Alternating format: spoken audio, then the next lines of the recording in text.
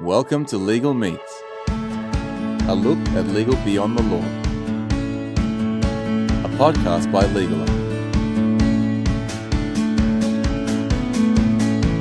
On this episode of Legal Meets, we meet Jimmy Vestbirk, serial entrepreneur and founder of Legal Geek, a LawTech startup community with over 6,000 members and an annual conference in London.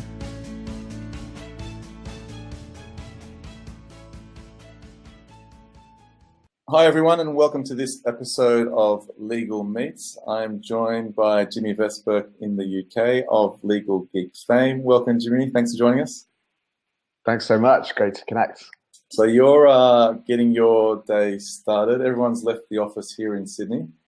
Thank you for making the time in your very, very busy schedule. I know you're about to embark on a world tour, the Legal Geek Around the World tour. So thank you very much for making the time. Well, thanks for sticking in the office. I find the time difference thing's so weird. It's going to be fun to do in Australia, but if there's anything you want to ask, like the tonight's lottery numbers or anything, we're actually in the future, so we most of what happens. So feel free to go ahead and ask.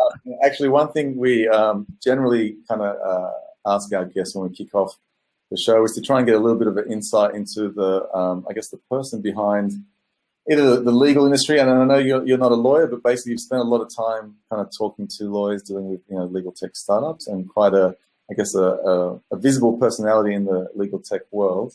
If TED Talks got in touch with you tomorrow, what would you actually talk about? Oh, I wouldn't talk at all. I'm moving away from speaking at events. I don't like it. I know how hard it is. I much prefer curating really great speakers like yourself, Stevie, to come down and speak. It's great. What's really cool is seeing people who've spoken at our events go on and speak at TED Talks. And I feel like hopefully maybe we've inspired or given the confidence to go out and do more. But yeah, I think I meet incredibly inspiring people, and I'd rather I wouldn't do justice speaking. You're an enabler. You get them up on that stage. Believe me, I've done the speaking, and I just don't feel like I deliver the value. I'm better being photographed on stage and people thinking I was a good singer. Yeah, just a pretty face. No, well, it's interesting. We've had our first ever guest was Andrew Arruda, who's obviously he's done a great TED Talk in San Francisco, and he's a very busy man. He's quite prolific in his talking at university, talking a lot on AI.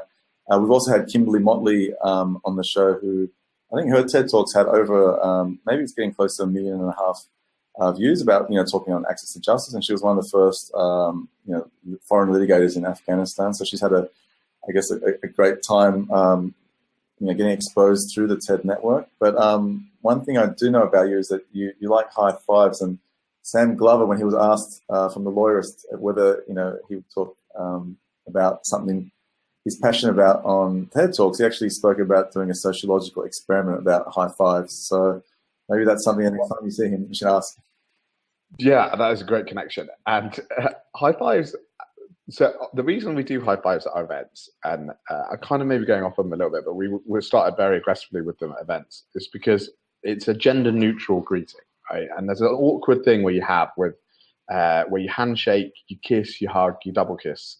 And I don't know, we have Europeans, people from all over the place come to our events. And I just think a high five, everyone feels good. There's that thing when you're born, you have that power stance. You feel good when you're in this position. High five's the same. No one high fives gets good connections. Like, oh, that was a shit experience. It's a great experience. I do like watching the high five fail videos too, though. They kind of, I'm sure everyone's had a few of those. But you're right, because it's quite universal, right? It's both gender and across the world. I mean, it is more of a maybe an American thing, but you also have, I know you guys have a kind of no tie policy as well, which I think lends itself to that real startup culture as opposed to the corporate corporate culture that legal's tied to. Yeah, and it's a challenge to get that in a kind of that culture to an event and community. And the reason what I wanted to do was make it uncomfortably startup-y, so that it was kind of self-validating. So whoever came, you had to be embracing this. It's kind of relaxed a little bit now, but I think it's good to feel people used to get quite aggressive about the tie thing. I'm like, I just don't think the event's right for you. If this is your main pain point about coming to the event, just relax a little bit. And if you're uncomfortable, that's a good thing. So yeah, I've maybe got on a high horse about it, but creating the ethos is really important about an event. I think that's stead us pretty well for the last few years, and it's going to be difficult to keep it going. But, I think that definitely comes across. I think one of the great things about the Legal Geek brand is, from my side, experiencing the brand, is that it really has a strong culture, and I think again it sidesteps the whole the corporate legal world that everyone's quite used to. So kudos for kind of I think sticking to that and getting that across. But what actually what brought a non-lawyer, I guess, to the legal industry in the first place? Because you've got a pretty amazingly diverse background, from I think catering at festivals to online dating websites and a few things in between. So yeah, how did you end up here? Do you know, all those things tie into exactly when you think about what we do at our events. But I ended up in this space because my previous business dealt with lawyers when I was doing online dating particularly, and I was a client, and I always found it really frustrating. Online dating over the last 10 years, it got changed drastically with free dating apps doing a really great job on mobile phones. Like, you do need a solution like mine, which was a £30 a month desktop solution on your computer. So during that kind of disruption, so I kind of went through a phase of did it for 10 years, rode a wave of change from massive taboo to mainstream, really easy, to oh my God, disrupted in 2 years and gone. And then during that phase, jumped at lawyers. So I went to San Francisco, and Legal Geek was my pure market research into the legal market, which felt like there were some problems there. It was hard to find a lawyer, super expensive when you found a lawyer, super hard to track what you were doing. I think none of these problems have really been solved yet, I don't think, fully. But it's expensive, and it was just a stressful experience. But my accounting world, which is also quite a corporate backward space, was paperless, bank feeds, super good on Zero and stuff like that. I knew exactly what's happening. So it just felt like a disconnect. So Legal Geek purely by accident became, and I ended up in the legal space just from trying to meet some new people. And your experience without it, you're saying that just before we jumped on the line, just bringing people together, all of a sudden you realize there's a whole community there that are interested in it. It's exactly the same experience. I just started bringing some people together who are really cool. I think they're the best types of communities or experiences where the community draws out what's needed from the people that are around, and it seems like that's really a catalyst. I think Legal Geek is like a beacon now, especially in the UK, but globally, and it's kind of drawing the right people to it because of what it stands for. And the thing I should give a shout out to is David Bushby, who's now your neighbour, who was in London. I connected with him when I was in San Francisco when I first started on Twitter, and then he kind of chaired our first meetup in this office here, and there were 30 people. There were 60 people, sorry, in London. And now he's over in Oz, smashing it out there. Yeah, so he's back in Australia and very active with Law Hackers and Lexu, and again a fellow Alta member. So hello, David. I know he's an avid watcher listener. he's the one.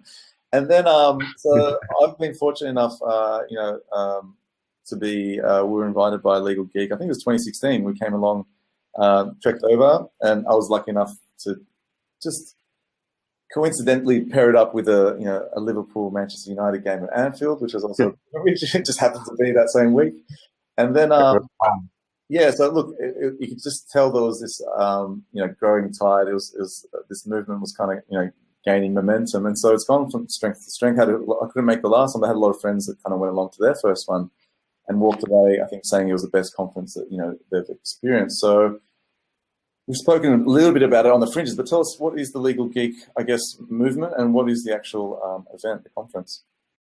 Yeah, so and that event was great, and thank you so much for coming to that first. When I look back, I didn't really know anything about event organising then at all, so it was very much on the fly, and I'm glad that we've learned a lot in the last couple of years.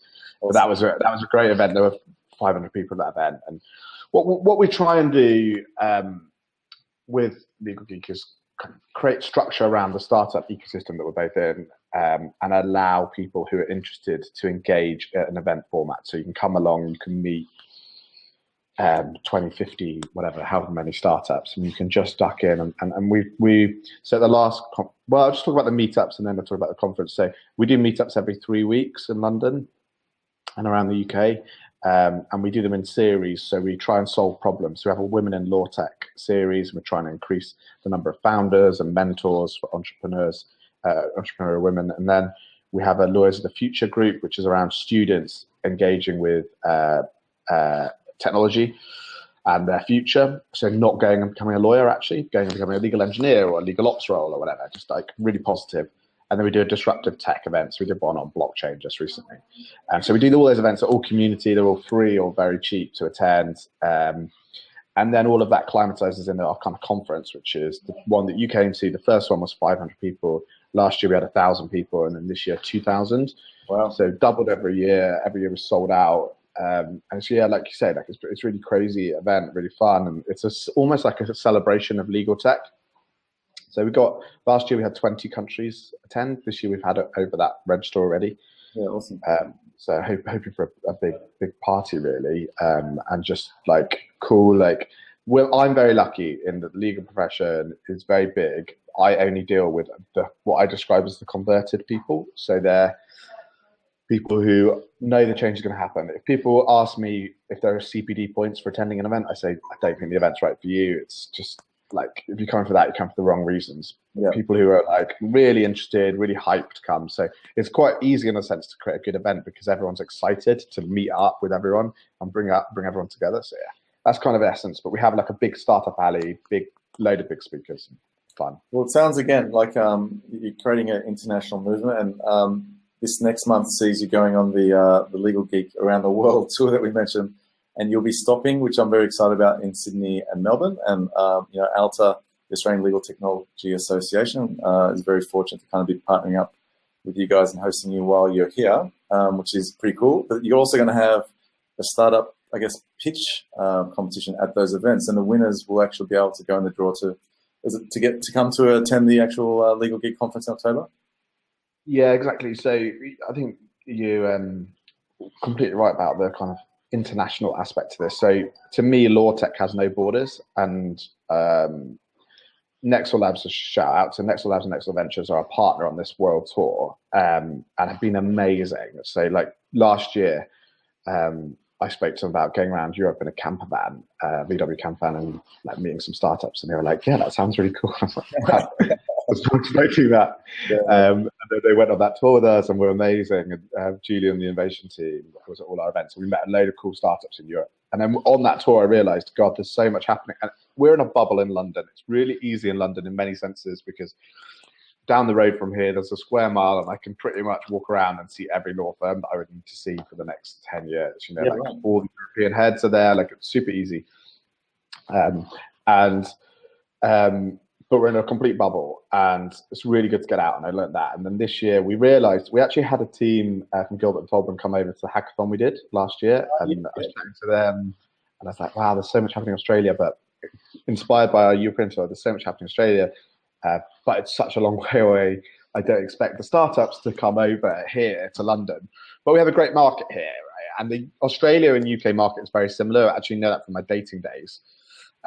We're very similar cultures, similar infrastructure, etc. So it makes sense to get a flavour of both markets. And actually, people like Encompass have come over from Australia to the UK. And I feel like there's a closer synergy probably between Australia and the UK than people jumping over to the US, which they see the kind of bright lights.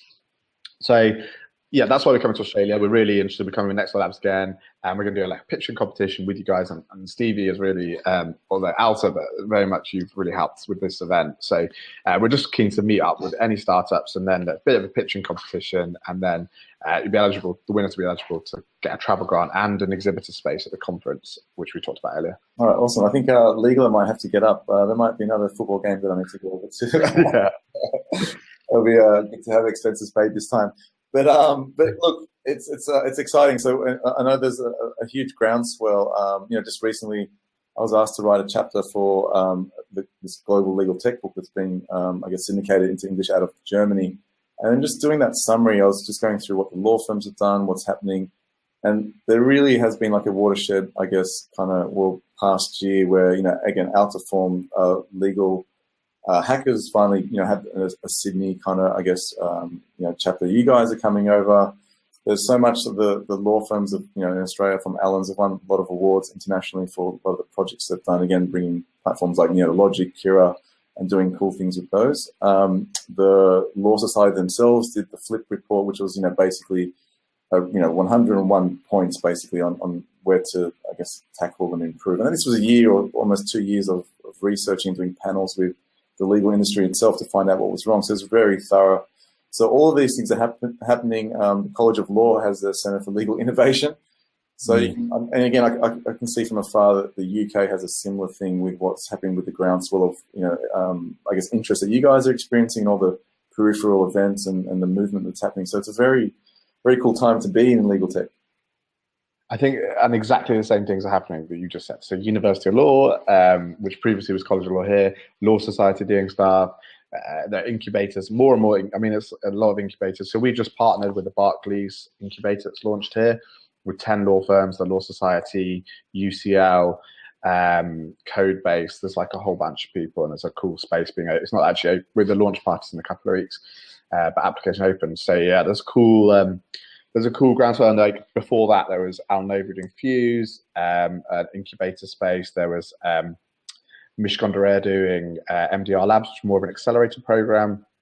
There are loads of stuff happening. Again, it's literally just like a mile away from here, all happening. And I think that's what we're going to see happen more and more in Australia. I think it's just like exactly the same. That's awesome. Oh yeah, again, the other element that you touched on is all the law firms are now doing their own incubators. Again, there's different hits and misses, but they're essentially all pushing in the right direction. So, whether it's uncovering new startups or just changing their culture to a more, technology orientated, or, just opening up the lawyer's eyes to what's possible.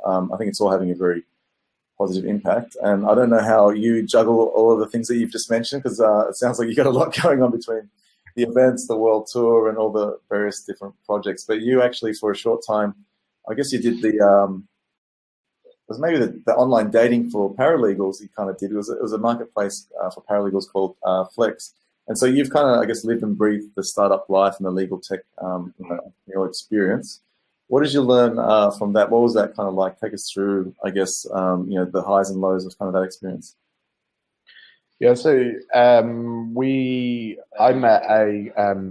met Mary, who's a lawyer, at our first meetup, which was here that I talked about earlier, and she was a lawyer at the time.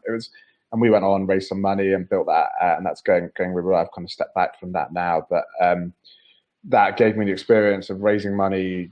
Actually, the challenge of selling into law firms and in-house, like, it's a very hard market.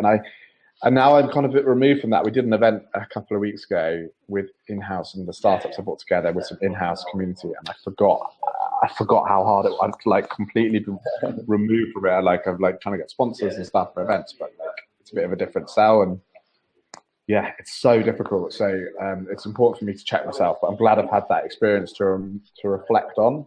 Yeah, raising money, building it up, recruiting, all the challenges, and actually on a personal level, when I look at what I've done, a lot of it is matchmaking and bringing people together, and whether that was online dating or and actually our events, we do speed networking, which is basically speed dating. So a lot of it's inspired by those days, and Flex was no different. And that business places students doing the LPC their last year into paralegal roles on demand.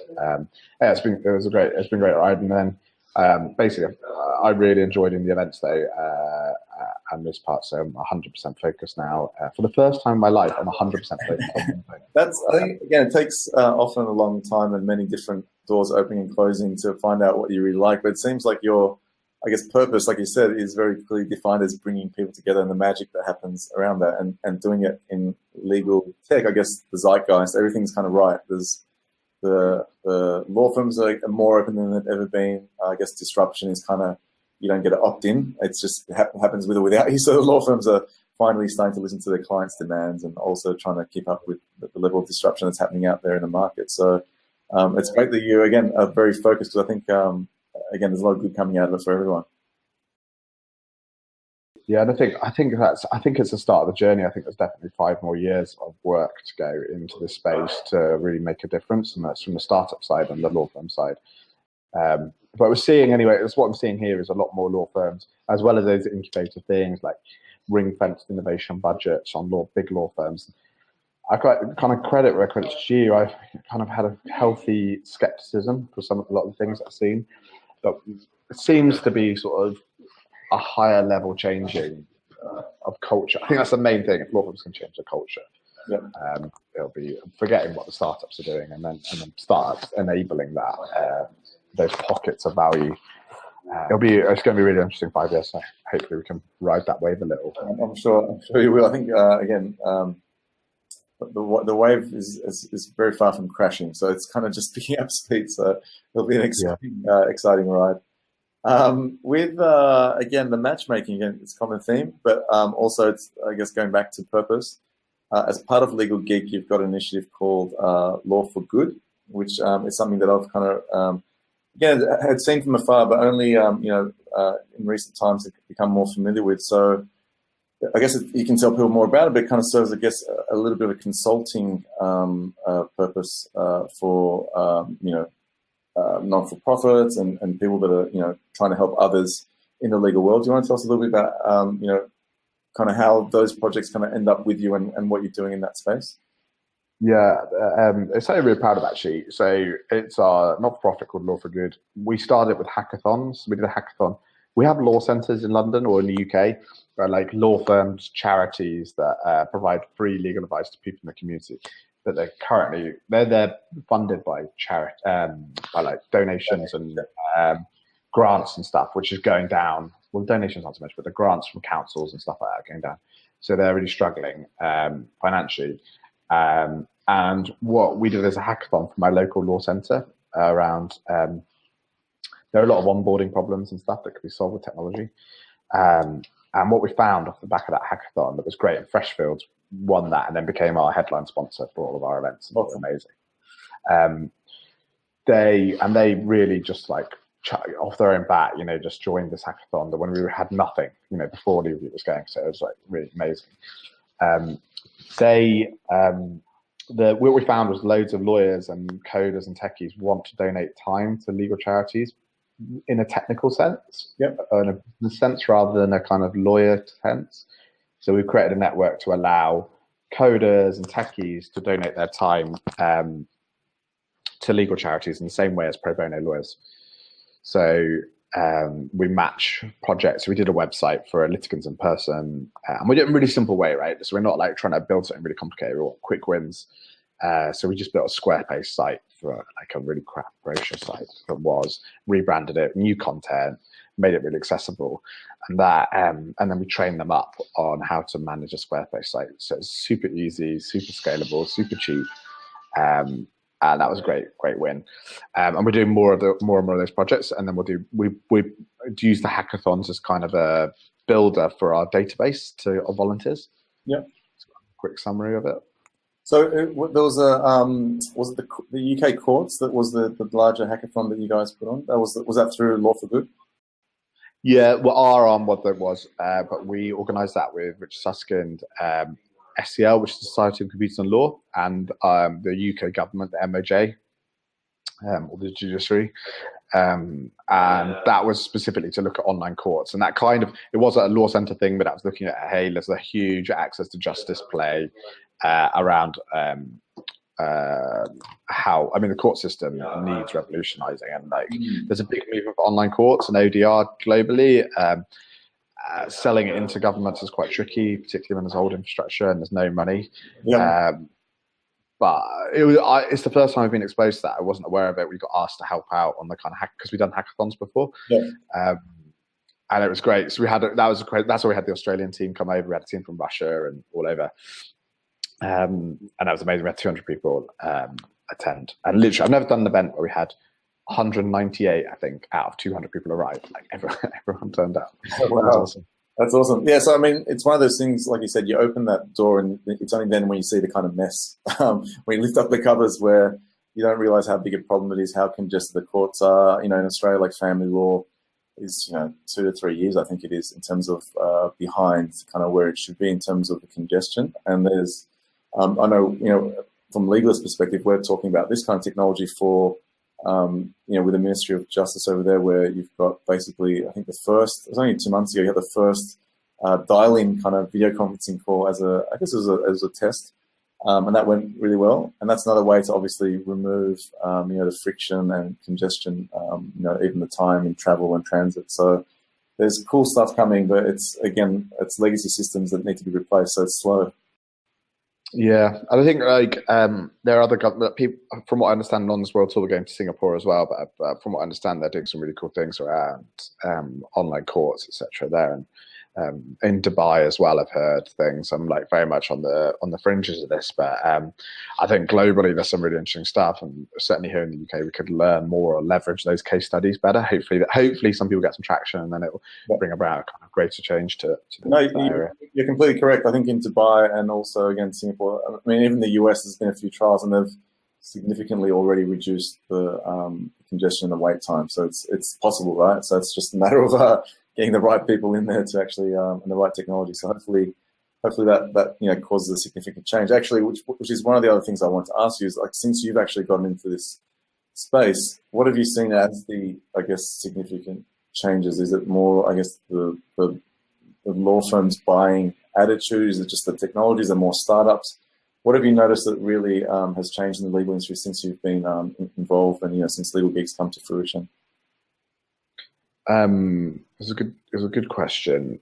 I think things have matured a lot. So you can say nothing. When I started, no, it's definitely changed. It's definitely changed a lot. I think the new roles are really helping. So legal ops, the innovation roles. When I started, the innovation roles were just kind of appearing. Innovation director, COOs, kind of appearing in law firms. Novel, wasn't it? Nice business card to have there. Yeah, I've actually just frozen my screen. Sorry, but hopefully it's working for you. Yeah, you're all good. So innovation roles, COOs, all those people, they were scouting out a lot of legal startups, and now they're like, okay, they've engaged, they've piloted. It started out with people just investing in startups, like that's how they understood it. Okay, cool. We understand legal tech. We've actually made an investment. That doesn't mean that. I found it really weird that law firms would invest in legal tech that they wouldn't end up using.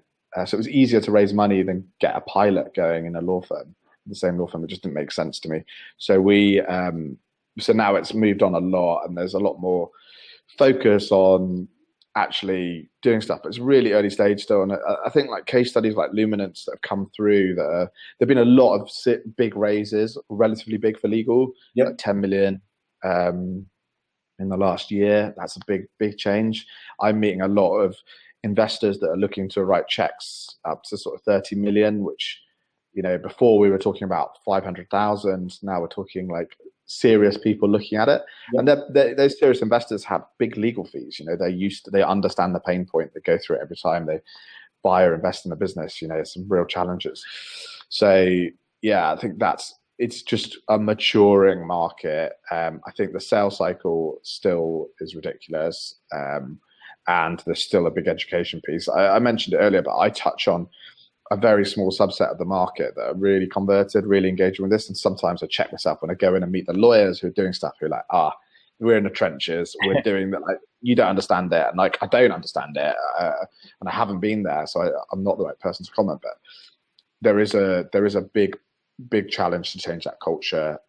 Even if you have that flagship person saying, hey, we're doing this change, actually changing it in the basement of the law firm is the challenge. Yeah, I guess there's a few things happening all at the same time, which is lawyers moving towards fixed fees, which kind of gets rid of the perverse incentive of dragging out the billable hour. All of a sudden, there's a real need to be more efficient, so the technology becomes more important. All of those things are still changing. APIs are still a relatively new thing for law firms, where in the past it wasn't so easy to change your Windows Vista. And then, then all of a sudden your DMS didn't work with your old version of Outlook and whatever else you patched together. So it seems like all these things are kind of happening at the same time, where the lawyers are not so much scared of the cloud anymore. It's like, how do I actually work in the cloud and still meet my regulatory requirements and risk kind of management. So a lot of those things are changing at the same time, right? So it's going to be, it's already happening, but it's going to be a bigger pop, I think, at the end, because you don't have to be Nostradamus to see where, like you said before, accounting has gone to, okay, paperless. Well, there's still a lot more law firms that are, paper-based. E-discovery, all these AI platforms, they don't really require paper anymore. It's actually more cumbersome. So the court systems that we're talking about being congested, that do a lot better without paper. So yes, it's interesting that you say that you still walk into, like you said, you see a subset that's really converted, and it sounds like you're going to have the opportunity to change the world, but then you come up against this kind of friction, actually selling into this long sales cycles, the IT guy, the gatekeeper. But it seems like you're saying that, even the big firms you mentioned down the road, they're starting to change their tune a bit and getting involved in these hackathons and really seeing what's out there.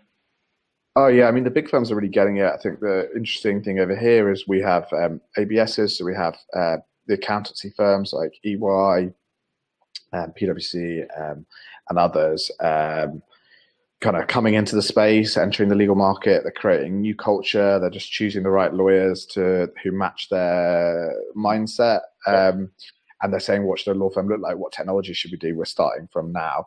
I'd like to see that them do more, have more of an impact on the market. But I think people are starting to set up, and we had ABSs launched here ages ago, and everyone was talking about the threat of kind of Tesco law or supermarkets. But that didn't happen. So it's now sort of, we're seeing the benefit of that in the market. And I think our regulator is great, has been great at opening up the market. I think they can do more. But when I look at, when I was going around Europe, I was like, wow, I met startups that are getting sued by the French bar. And there are some real challenges that you don't realize. You don't realize how lucky you are necessarily, or certainly we are in the UK with our kind of regulators certainly having an open book, and they have this thing called SRA Innovate, where you can go and sandbox some of the rule changes and stuff, which is really, I think, really forward thinking. But there's a good case study here with fintech being so big, and the financial regulator, and looking at what they've done and how they've done it, and we can just apply that to law. And it's at least there's a validation to sell it in, because it's a risk averse sector for sure. Yeah, it's interesting when startups are being sued by bar associations. It's interesting also that in that last episode, we spoke to Mark Cohen, who was touching on the big four, where they are coming to eat the lunch, I guess, of the larger law firms in the magic circle, I guess you call it, in the UK, where they've come in with a real diverse suite of complementary tools and skill sets, where all of a sudden businesses are becoming more globalized, where you need to have an accounting firm handling a lot of your structure and your figures, but working with a law firm, not just a law firm, and then relying on an accounting firm. So these, I guess, the PwCs, the EYs that you mentioned, in some ways have a big advantage, because they're now approaching it with the technological stroke, I guess, and actually going, hey, let's approach legal and be more competitive. So it's only good, right? It's only good's going to come out of it, but it's really going to shake things up. Yeah, I definitely think so. I didn't realize Mark was on previously. You got a real A-list previous library here. I'm not honored, to be honest. You're in the Hall of Fame now, mate. You'll have a legal meets square one day when we roll out. Maybe when legal does a larger office, we'll have a little walk of fame. All right, Jimmy. So what's in store for the future of Legal Geek? As you mentioned, it's probably the first time in your life you've got one baby, and you're just really focused. You've got laser focus on making Legal Geek the best conference on the planet. So what's next for you and the Legal Geek family? Yeah, that's a good question. Our focus is purely on building the biggest conference we can, or the best conference in legal tech in London here, and really to get out outside of London and see what's going on, and people who can't make it over to London to start to engage with, and more local markets. One of our things, sort of core things, is our startup map, which we kind of track startups in the UK. We're going to roll that out as well. Our new version will have Europe or some of the European countries. And we really want to start tracking startups in a better way to help create structure and allow people to understand the ecosystem a bit better. So yeah, basically we're focused on events. We want to do bigger, better events and more focused events. So I think the market, as it matures, our event is like, if you want to come, you want to see everything that's happening in LawTech, that's great. And we now have a dedicated second stage. So if you're interested in in-house stuff, you can go to that and different things. But as it matures, we're going to probably have to do more focused events that are more relevant to what you're interested in, which is whatever it is in-house. Yeah. Well, as you mentioned, the legal ops teams, obviously, they've got the luxury of not being tied down as much as other law firms. They've also got the luxury of working with, commercial, I guess, working with companies that can actually use whatever technology they really want. And that kind of, bleeds into what the legal ops guys get to use and they're exposed to. So it's definitely a faster moving, I guess, part of the legal tech sector in legal itself. And it seems like the clock events are really getting a lot of traction, so that's another good thing. Yeah, I was just going to mention clock. I think I haven't been to one of the events, but from what I understand, just the growth in that, and it's a very focused event on legal ops. It's the growth in the numbers just so reflective on the market, and like it attracts some serious people. The people I know have gone are all like really punchy. So yeah, I think that's kind of reflective of the market. No, only have so it's great to again see those kinds of movements coming along. We better let you get back to the Legal Geek empire, otherwise you'll never make it on the world tour and we won't see any. But just before we go, we generally have a few parting shots for our guests, and I just wanted to ask you: you tied to any one device? Are you an Android, Windows, or iOS guy? iOS, and actually for this world tour, I've just upgraded some of my stuff to get better cameras and stuff. But yeah, I've actually deleted a load of apps on my phone as well. I'm trying to not get too screen heavy. I'm the same. With that. Look, I think generally web is evolving, and you kind of got these, I guess, less need for apps in a sense because it's evolving. But then at the same time, you just got too much distraction and whatever else. You only realize you end up using maybe the same 8 apps the most. You don't need the other chunk. But having said that, I've got the iPhone X now, and the camera on that thing is pretty wild. So it's amazing to see what, I guess the digital cameras are going to be, what purpose they're going to be serving in the next few years as technology gets even better and smaller. And that's basically why I've upgraded my iPhone, just so for the tour. So I have a camera in my pocket. Content. I normally have people taking photos, so I'm going to be like on my own doing the photos. So expect some blurry photos. So I'll look out for the guy with the live selfie stick walking around. All right, and then apart from your iPhone, your brand new iPhone, is there any other technology that you just can't live without? Is there anything that you kind of really tied to or use daily?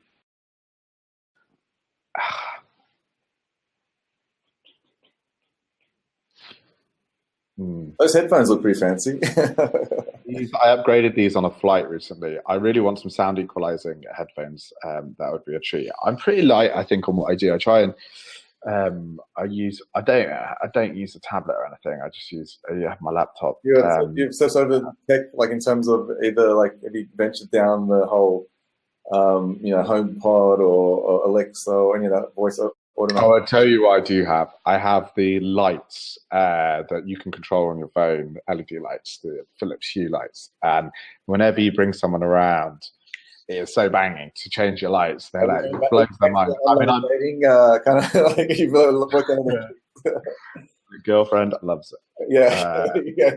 Good disclaimer.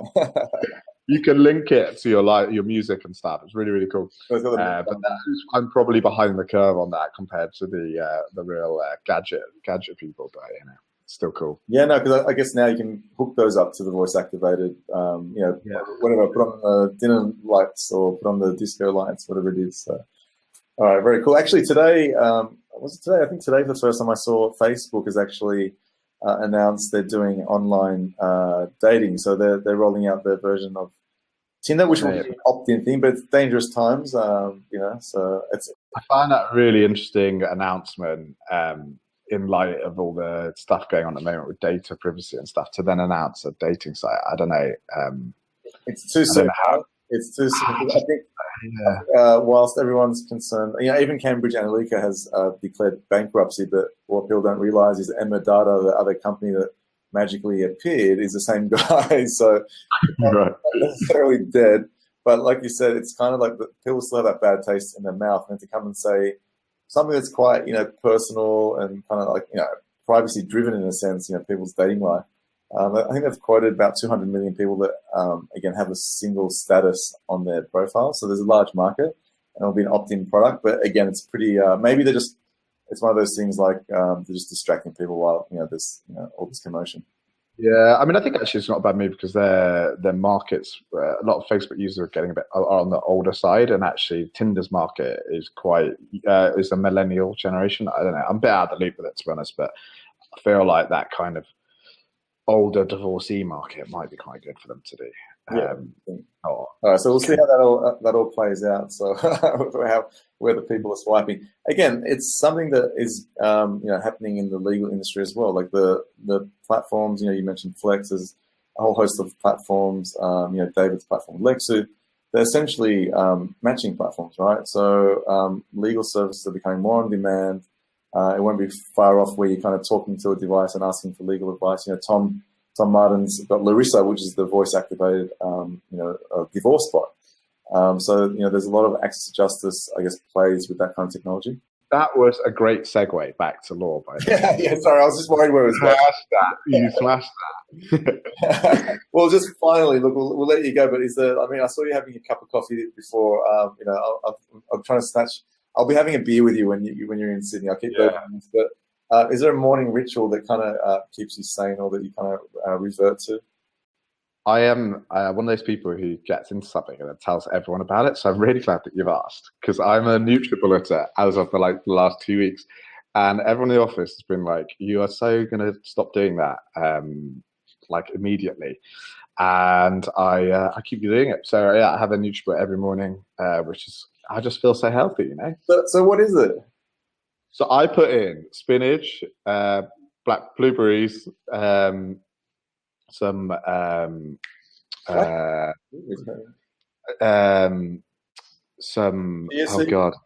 seeds. Chia seeds are a core component.